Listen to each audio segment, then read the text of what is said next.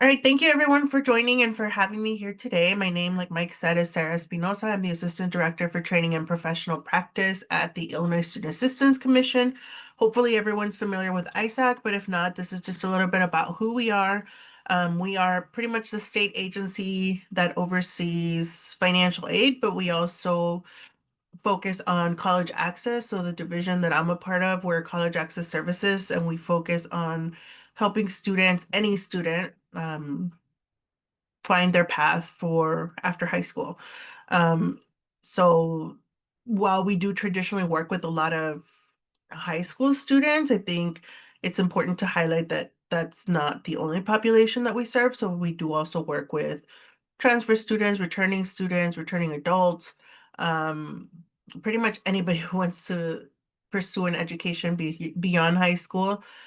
We're here to help, but we are known pretty much for our financial aid programs and also for a lot of our work with within the high schools and K through 12 and transition to college.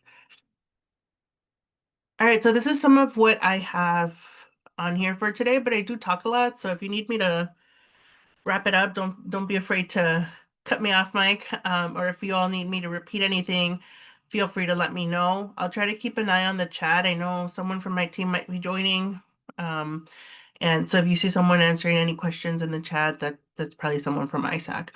Um, but I always go afterwards through the chat, and if there's any unanswered questions, I'll go back through those. All right, so I'm going to start off with just some updates. The free application for federal student aid, which is a FAFSA, opened up a little early this year, just before the October 1st date. So it did go live slightly earlier, and there were a couple highlights. There weren't a ton of major changes, but some of these changes do make things a little bit more easy. Oh, there's Nicole. So Nicole's going to help answer questions in the chat. Um, so Well, like I said, while there's not a lot of changes, some of these changes will help make the process easier for students and parents. So I'll get right into those. The first one is that there's a simplified flow for contributors. So in the past, well, last year, one of the biggest issues was when the student goes through the FAFSA, through their portion, when they get to the end and they have to invite a parent, they had to enter the parent's name, email, social, date of birth, which most of my students do not know, right? Most of my students do not know parents' date of birth, parents' social for sure. Sometimes they don't even know their email. So that was changed for this year. Students now only need to provide a parent's email address, and it doesn't even have to match the one that they use on their that the parent uses to create their FSA ID or studentaid.gov account, which you'll see me use that interchangeably because the Department of Education is transitioning away from using FSA ID. They are focusing on just calling it a studentaid.gov account since it's an account that is not just used for signing. It's not just the FSA ID component of it. It's just an account that you can fully access when applying after you've gone to college to manage your student loans, to manage any financial aid you've received. So they're focusing on just calling it studentaid.gov account. So if you hear one or the other, it's the same thing. But yeah, for this year, all they need is an email. It doesn't even have to match the parent's studentaid.gov account. They can use any email. The parent will get a notification saying that their student invited them to their FAFSA to help them complete it. And the way that it'll link now, so there's either a link in the email or the parents can go into the FAFSA and enter their contributor code, which is going to make it easier to just match it to that student's FAFSAs. Because last year, one of the things that happened is if the students provided, let's say, mom's email, personal email, but mom has an email that she specifically used for her FSA ID or studentaid.gov account, well, then it wasn't going to match. It wasn't going to find the student. It was never going to make that connection that this parent is that student's mom because it wasn't the same email. So now that's no longer an issue because they do also have a code that they can enter to help link the applications. And one thing to point out is you always have the option of starting from the student's portion or from the parent's portion. The simplified process only works or only applies if you're starting with the student portion first and the student is inviting the parent, right? Like the parent can't start and then invite the student and then have a contributor code because the student is not the contributor, the student is the main applicant. So again, that only works if the student is starting the application first. Now for the IRIS data matching, last year we switched from IRIS data retrieval tool to the direct data exchange or DDX. One of the things that is changing or that changed for this year is that it's an instant IRS match now that's taking place. So when you complete your studentaid.gov account, when you create it, it on the spot will tell you if this matches what they have on file for that student or for that parent, for the person creating the account. And so then in that in that situation, that kind of helps so that you're not trying to figure out if there was an error later on, like if you have to go back and correct something. So that information is right away matched and you're informed, like you'll get a notification saying something was incorrect.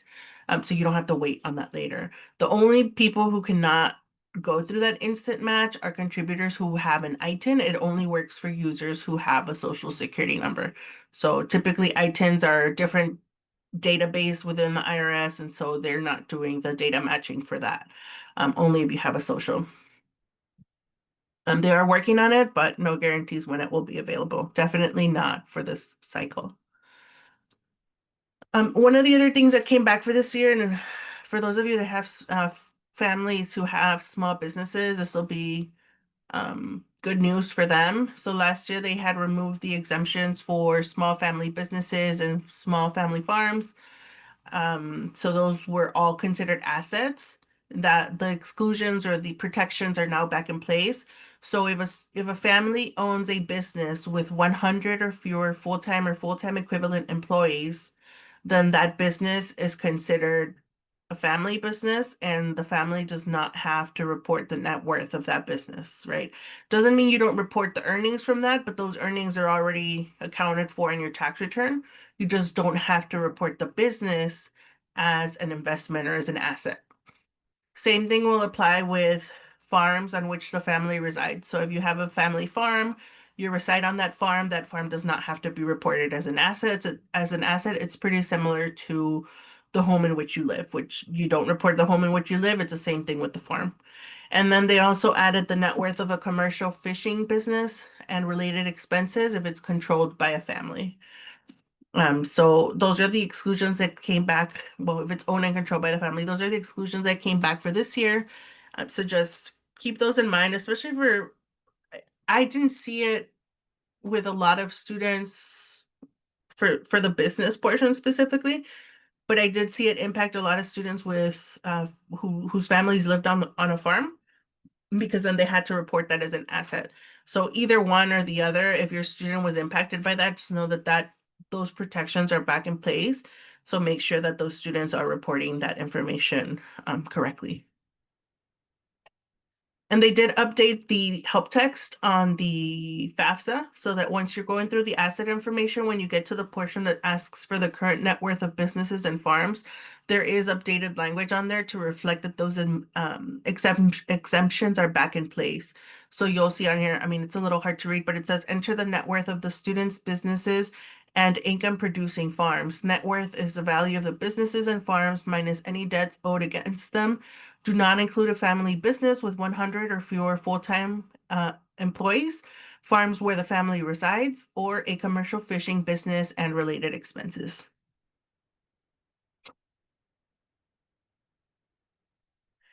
One very welcome change is the removal of the word legal on the question where it asks about state of residence.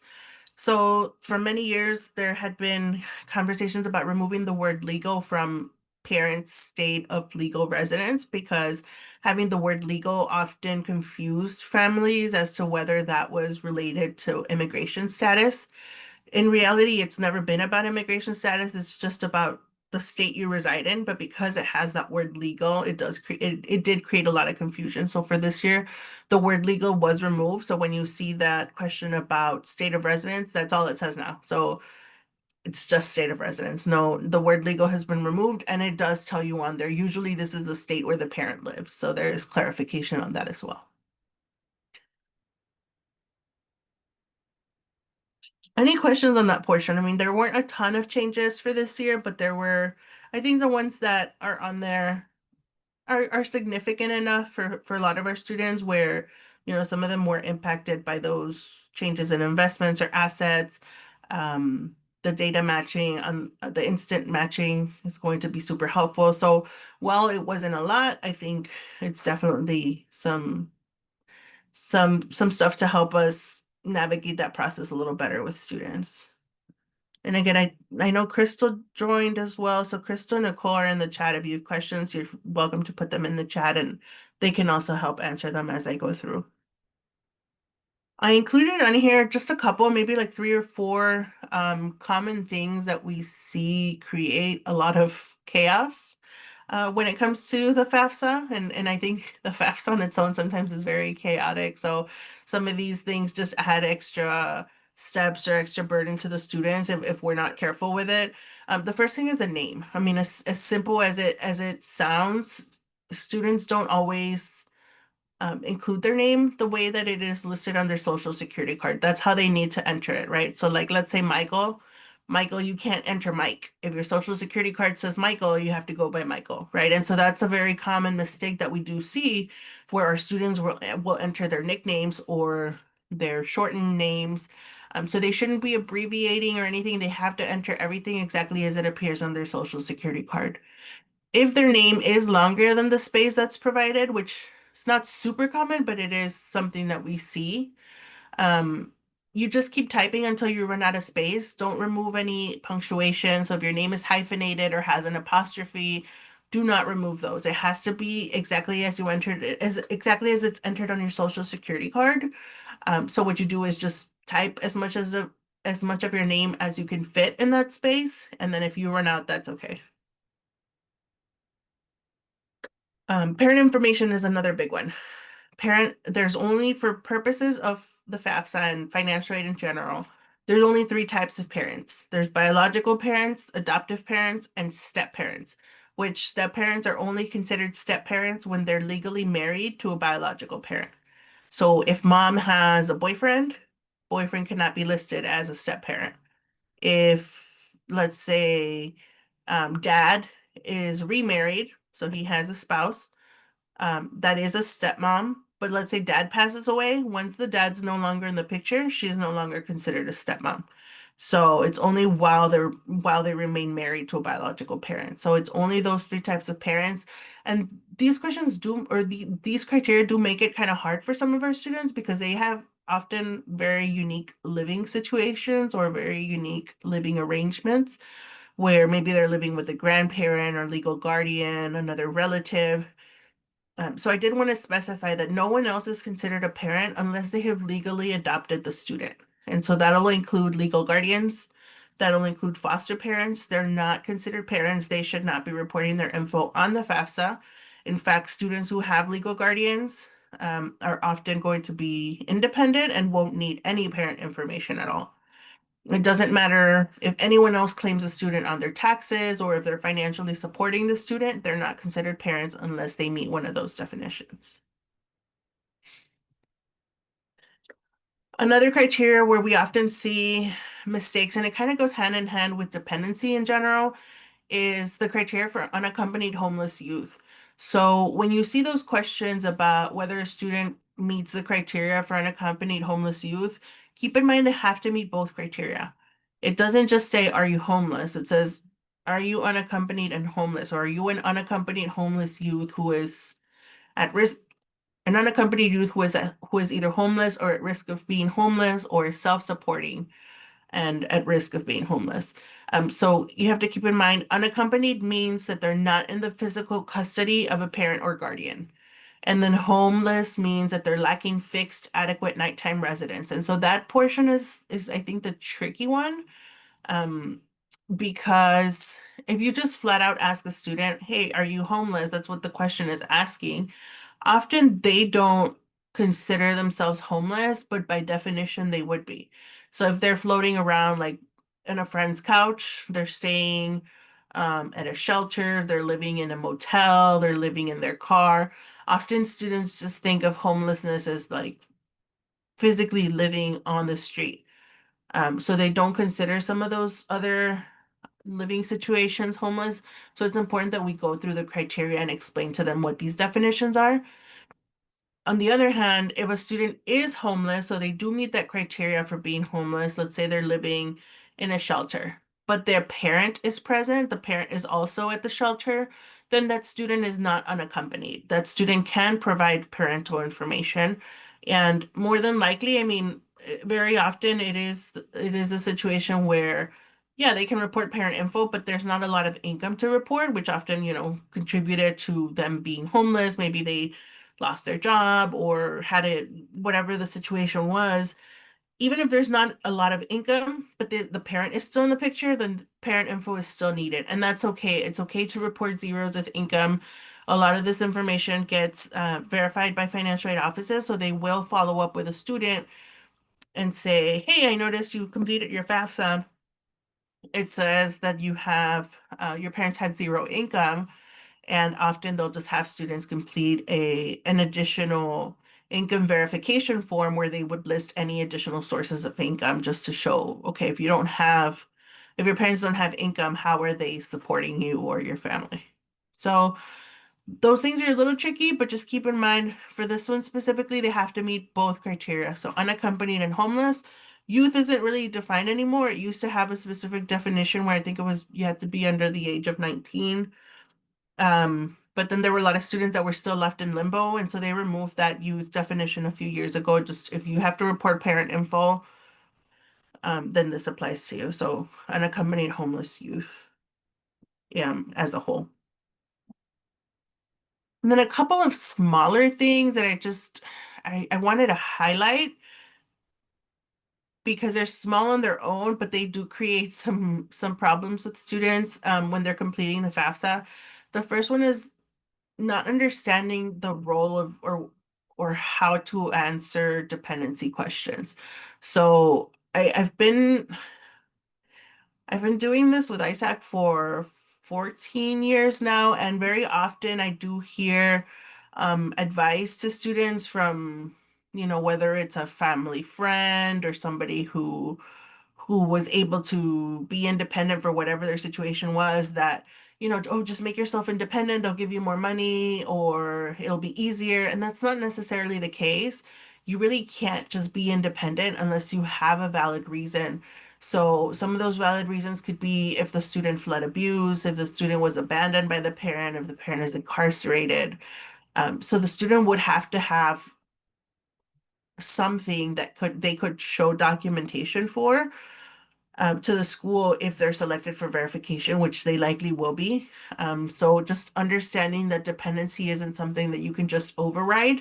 If you do not have a valid reason for being independent and you choose to continue the FAFSA without parental information, you're only going to be eligible for unsubsidized student loans. So you're automatically disqualified from any need-based aid like MAP, Pell, FSEOG, work study unless you're providing that parental information. But if you do have a valid reason, then you'll have to work with your financial aid office just to get whatever documentation they request to confirm that you do in fact meet that criteria. Misreporting parent information is also a big one. And there's different types of misreporting parent info. So I've seen where mom enters info, maybe she was married, never legally changed her name back to her maiden name, and her social security card has her last name from when she was married, but let's say her state ID now has her maiden name. Sometimes we do see that conflicting information. They have to use the name that's on their social security card. So even if they now have identification that shows a new last name, they have to go by whatever's on their social security card. So unless they've updated that social security card, nothing else, no other name should be used on there. The other portion is, like I mentioned earlier, the parents' marital status. So we do have a student, oh, I did have a colleague who recently reached out because one of the families that they were working with, mom has a boyfriend, so they're not married. And so when they filled out the FAFSA, mom put that she's single, but when they filled out their taxes, their tax preparer, for whatever reason, was like, you guys should just file as married filing jointly. but they're not married. So that's for sure going to cause an issue with verification because she's reporting that she's single, but then she's also reporting that she filed married filing jointly. So there's going to be some sort of disconnect, conflicting information that they're going to want to resolve. And we're not tax experts, so we wouldn't tell them like you have to go and amend your taxes or anything like that. Anything would go directly from the financial aid office. So if they do have concerns about something that is incorrect or might need to be updated, they would let the parents know what that situation is. But again, there is something called, starting last year, they did something called the Parent Wizard tool, and it was built into the FAFSA, but this year they made it so it's a standalone tool where students answer some questions and the tool will tell them, okay, you need to report this parent's info. So it'll ask you, are your parents living together? I think that's how it starts. If you say yes, then it tells you you have to report the info for both parents. If you say no, then they're going to ask you, okay, which parent are you living with? Is that parent remarried? Does that parent pay the majority of your support? Which is another big thing that I forgot to mention in here. This is actually a change from, I think, last year. So last year they made the change where for many years, if my parents were divorced, I would report the information of the parent that I lived with the longest in the last 12 months. Last year it changed, and so that's still the case for this year, where it's no longer going by the parent the student lives with. It goes by the parent that provided the most financial support for that student in the last 12 months. So that was a big change. It happened last year, but I'm still highlighting it this year because I think it was noteworthy enough that it still has been creating some confusion. So just to put that out there, make sure that students are reporting the correct parents' info. And then lastly, one thing that we regularly encourage students is to have an email that they will have continuous access to after they graduate, either an email that they're using for all their college applications that they can also use for the FAFSA. We discourage them from using their school email because very often they lose access to that email after they graduate. And so, I mean, our students are not always going to remember, okay, once I graduate, I have to go back into my studentaid.gov account, update my profile, provide a new email address, verify the new email. There's a lot of steps involved, and it's just easier if from the beginning the students are using an email address that they'll have regular access to, that they won't lose it once they've graduated. All right. Any other questions? I see Crystal's been answering some in the chat. Thank you for that. All right. All right, so one other thing I want to highlight, just I'll try to be quick, is one-click college admit. I don't know how many of you have already heard about it. I know there were some webinars. I think we also talked about it at the state articulation, if any of you were on there. But One Click College Admit is Illinois' free direct admissions program into public universities and community colleges in the state. So it's a way of removing barriers for students because there's no need for essays, there's no application fees if the students are participating via One Click College Admit to apply for the public universities and community colleges. It is in a sort of partnership with Common App because that's how students would ultimately apply. And it is based on the student's high school GPA. So right now there's two versions because it did launch earlier in the year. And so that was for that first one, which right now we're calling it 1.0, the 1.0 version. That is only for the class of 2026. So the graduating seniors this year, they are able to use that version. After this year, that version is going away and we'll only be left with the 2.0, which hopefully we don't have to call 2.0 since it'll only be it'll be the only remaining version. But the biggest difference is that for 2.0 is for the class of 2027 and beyond. And you'll notice that the difference is that starting with this current junior class, they have to participate. If they want to participate, they have to opt in their junior year. They can't, if they miss it, if junior year, they're like, yeah, I don't know if I want to participate. And then come senior year, they're like, you know what, on second thought, I do. They can no longer do it. They have to opt in during their junior year because we will base it off of their sixth semester grades. So their GPA from sixth semester. So that will be a change moving forward. So right now, actually, your seniors and your juniors could be completing an application because the seniors would be using the 1.0, the seniors or the juniors would be using the 2.0 version. And I'll talk a little bit more about that, but this is where they can get started. They would go to the oneclickadmit.org website. Once they get there, they would be, there's three buttons. I'll probably update this before I send you guys a copy, but there's a different button that'll say if you're a junior, a senior, or a community college student, so that it takes you through the correct path to directly to the application that you need to complete.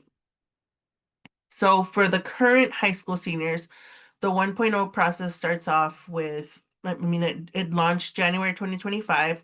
It's only for high school students that are in this graduating class, and it only applies to 8 public universities and 8 community colleges that were participating for this academic year.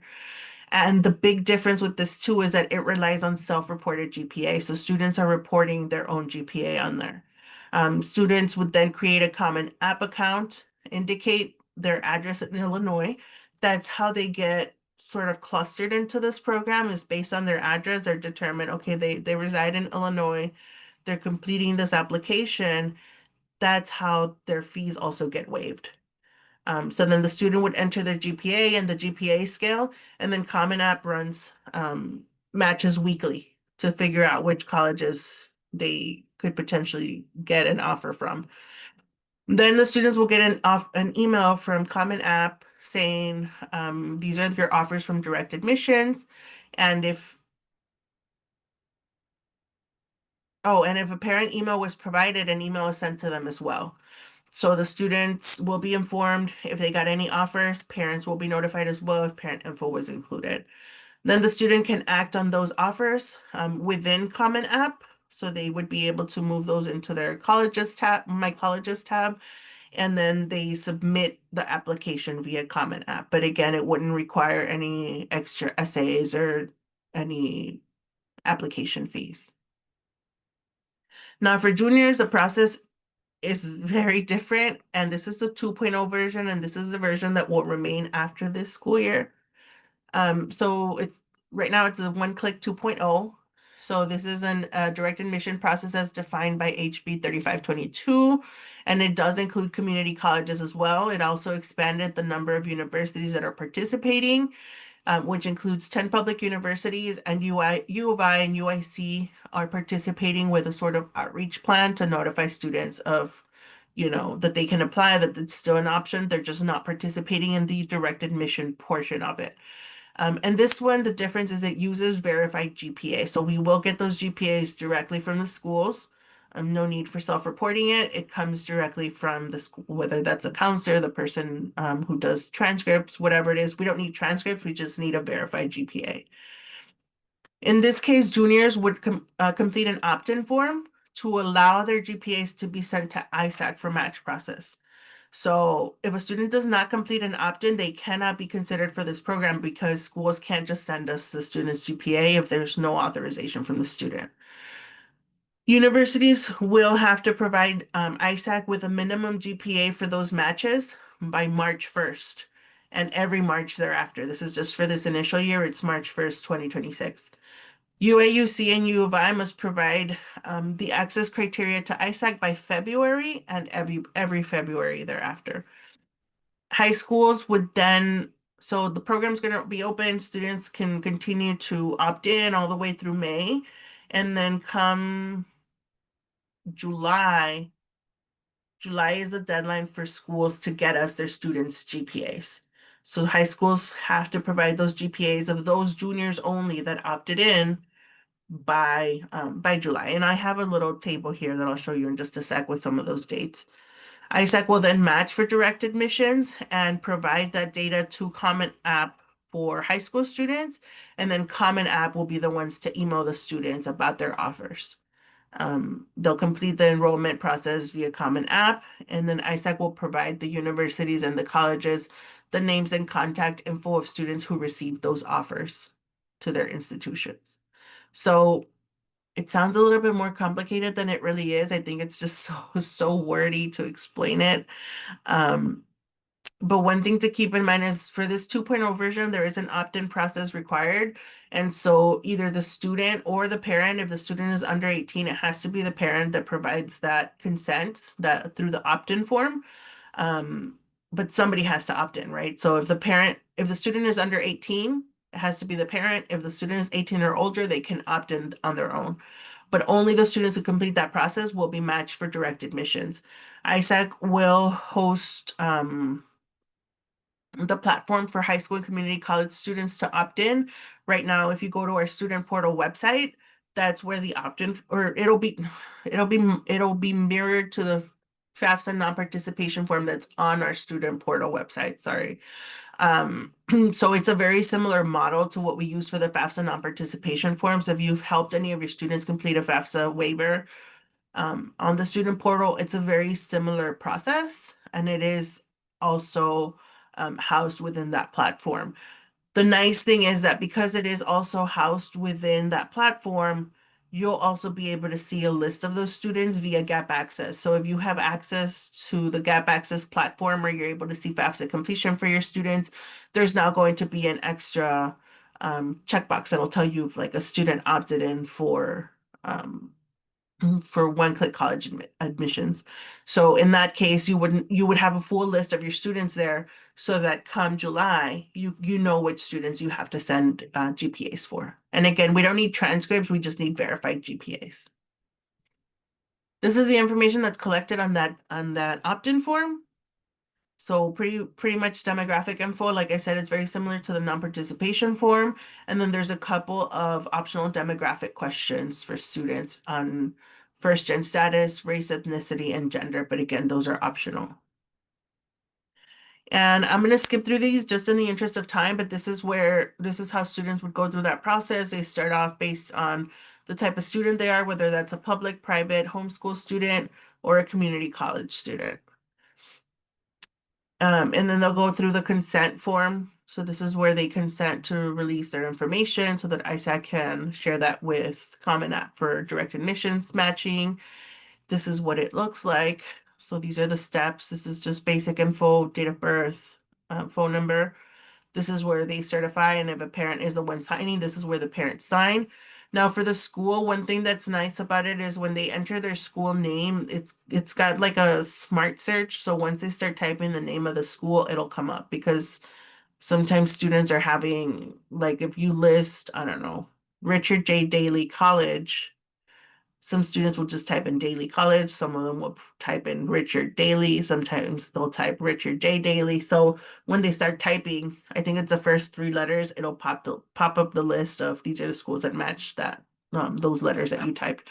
So they can select that from the list and not have to worry about typing the entire name in there.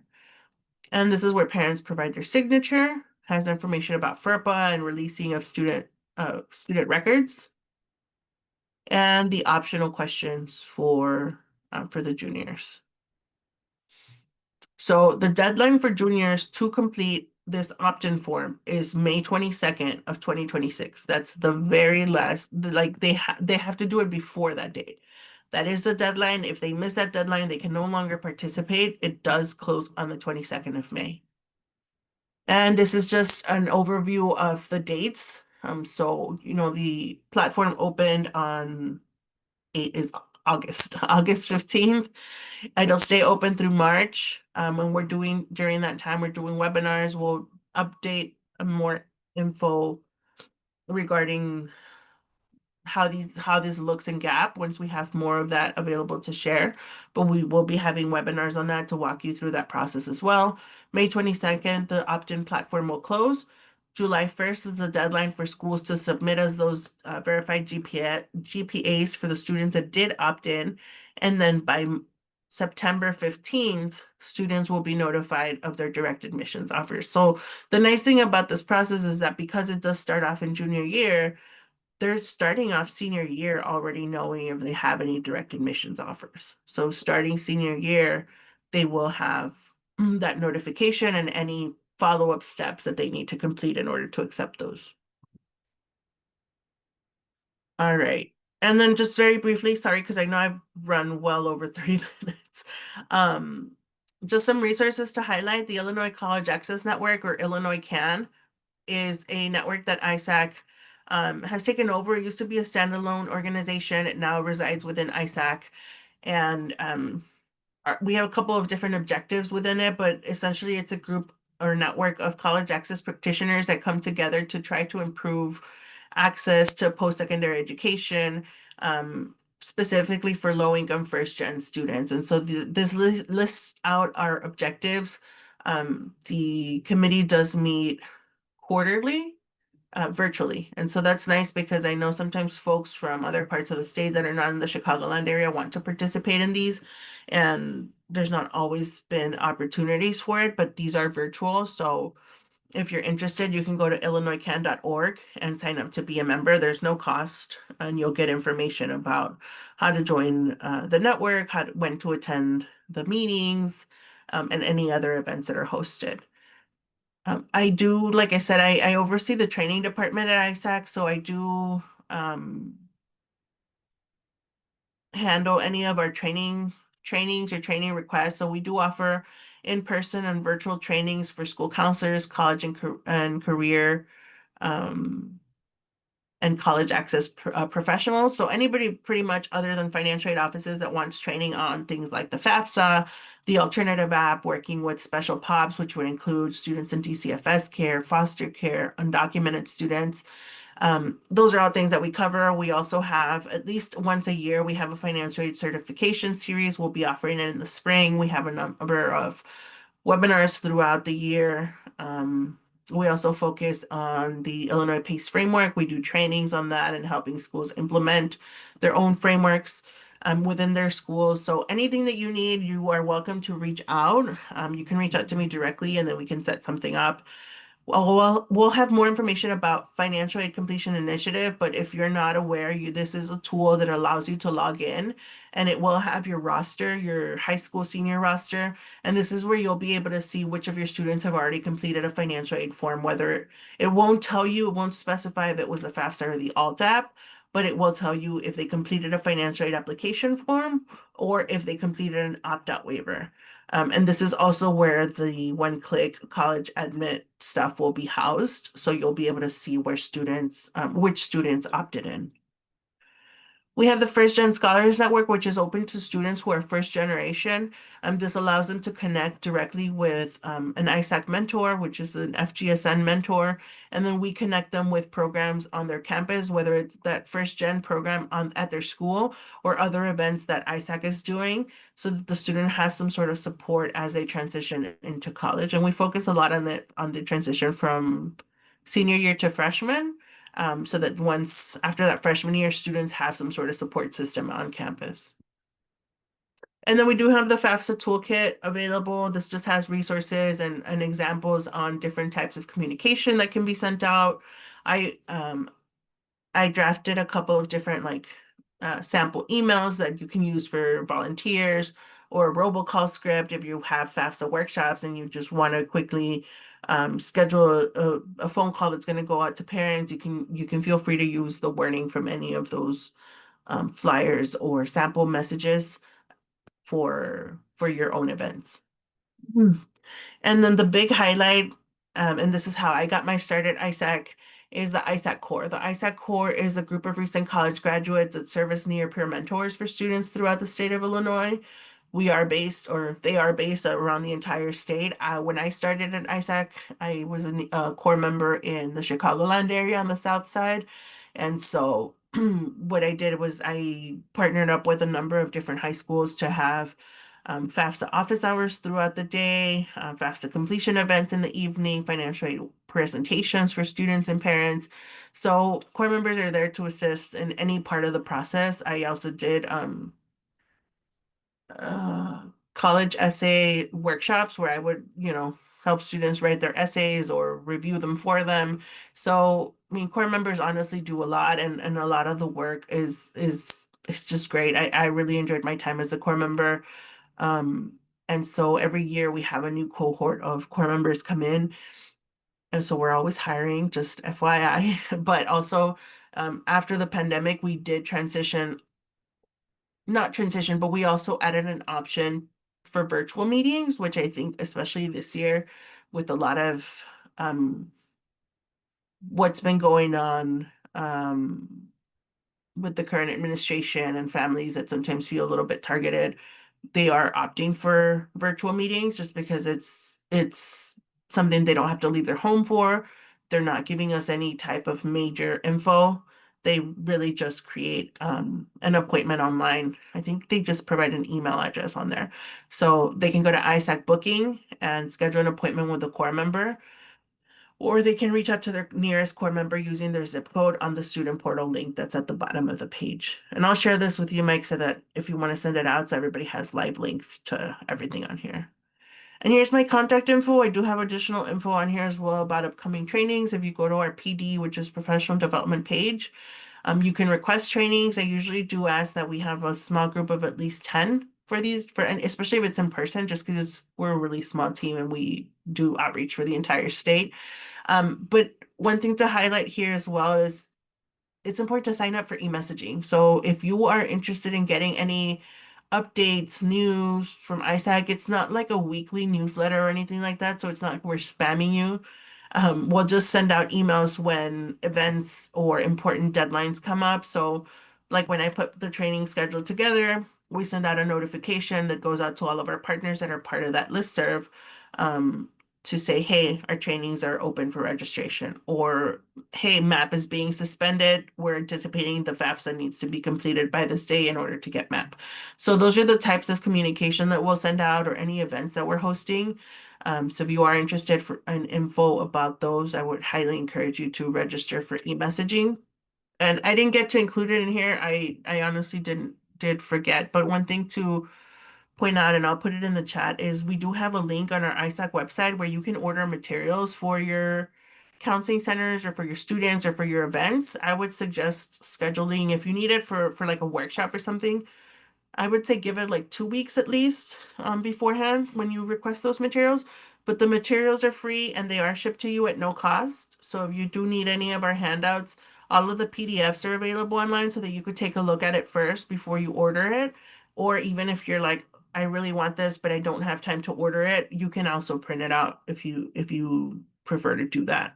So that's all the info I had. Sorry, I went over time, but hopefully the information was useful and helpful, and I'm always happy to answer any questions. Thank you so much, Sarah. I think we had a few questions in there regarding, I think like the one-click admit, if there's transfer students or students that had a different school. My guess is that's going to be probably one-off, that it might not be as streamlined as if a student had all their semesters at one school. Oh, sorry, I was thinking of like community college transfer students. We're talking about high school transfer students. Correct. Yeah, we're gonna take the GPA that they have on file at their current school. So they would list their current school and then that GPA that the counselor has. I mean, depends on how you all have them. I think that's Gotcha. also part of what you would submit is whether it's what scale it's on. And so just whatever the current school has on file, that's what we would take. That's what you would need to submit for verified a GPA for that student. Okay, that's fair. That's fair. In the interest of time, I'm just gonna, try to grab a couple of these questions, elaborate on the FAFSA designee's role that is mentioned in Abel's email. Oh, okay. I guess Abel just sent an email for everybody, which thank you, Abel. He knew that we were meeting. Um, Apparently there's something regarding the FAFSA designee role. Yeah, so I don't remember the public act number off the top of my head. I believe it might be Public Act 1030876. There's a new public act that went into effect that requires that every school has a point of contact that serves as their financial aid point of contact. And so that person, it doesn't mean that that person is solely responsible for ensuring that every student completes the FAFSA or anything like that. It just means that this is the person that is sort of pushing those efforts, advancing it, making sure that it stays on everybody's mind. And so that point of contact can now be listed in GAP. So if you have access to GAP, in order to be able to see your FAFSA completion data this year, you'll need to have a FAFSA designee in there. Thank you, Crystal. Okay. Oh yeah, that's right. The other one was for tuition, in-state tuition. Um, so every school does have to have a FAFSA designee in place in order to be able to see their FAFSA completion data. But it's also just, a requirement. But again, it doesn't mean that this person is solely responsible for FAFSA completion. It just means every school needs to have that. And it has to be think of it as like a point of contact between the schools and ISAC, just so that we also know who's sort of spearheading those efforts at the school. Okay. Okay. Well, Sarah, thank you so much. I think if anything, high school counselors, just knowing that the resources that are available on your website, the resources with recorded messages that you've already or programs, I think those are all just incredible opportunities. And then, if we haven't begun the FAFSA reach out, just like the college application reach out, this could just be our gentle reminder to one another. Okay, maybe we just turn the hat and now we have to look at promoting a different piece. I will share the evaluation form just if people are trying to get CPDUs. I will share that in the chat. Let's see here. There we go. And in the interest of time, just making sure we get off. But Sarah, thank you so much for doing all the heavy lifting today. We appreciate it. Thank you for your contact info. To all those attendees, please, keep your eye out for more high school professional development committee pieces. We'd love to help give you recorded messages, things that are relevant to the work you do, and to help you and let you know that you're not alone. Okay. Thank you so much.